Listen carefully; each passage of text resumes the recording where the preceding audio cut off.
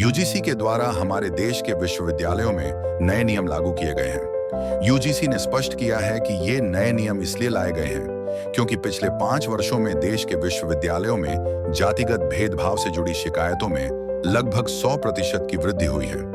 ये नियम SC, ST और ओबीसी छात्रों के समानता के अधिकारों की रक्षा के लिए बनाए गए हैं। इन नए नियमों के आने के बाद अगर किसी एससी, एसटी या ओबीसी छात्र को यह लगता है कि उसके साथ किसी भी प्रकार का भेदभाव हो रहा है, तो वह छात्र ऑनलाइन या ऑफलाइन सीधे अपनी यूनिवर्सिटी में शिकायत दर्ज कर सकता है।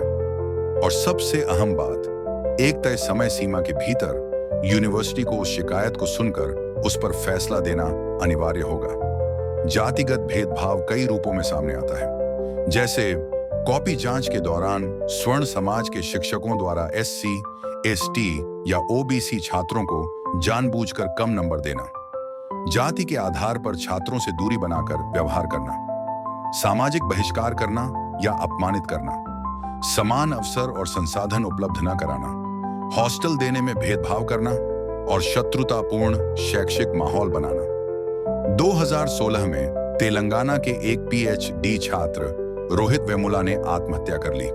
रोहित वेमुला एक दलित छात्र थे।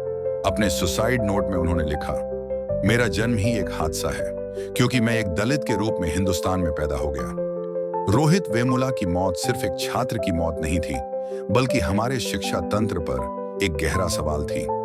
आज स्वर्ण जातियों के कुछ संगठन यूजीसी के इन नए नियमों का विरोध कर रहे हैं। उनका पहला तर्क यह है कि अगर एससी, एसटी या ओबीसी छात्र स्वर्ण समाज के किसी छात्र के खिलाफ जातिगत भेदभाव की शिकायत करता है, तो उस शिकायत को सुनने वाले पैनल में स्वर्ण समाज के प्रतिनिधि को अनिवार्य नहीं बनाया गया है।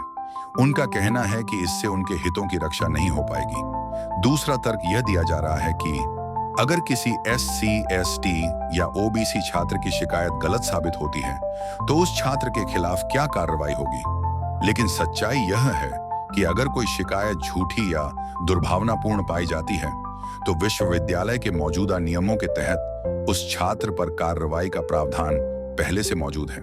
पर सवाल यह है, क्या कुछ झूठी शिकायतों के डर से हजारों छात्रों के साथ हो रहे वास्तविक भेदभाव को नजरअंदाज किया जा सकता है? यूजीसी के नए नियम किसी जाति के खिलाफ नहीं है, ये नियम भेदभाव के खिलाफ हैं, क्योंकि शिक्षा का उद्देश्य डर पैदा करना नहीं, बल्कि बराबरी, सम्मान और इंसानियत सिखाना है।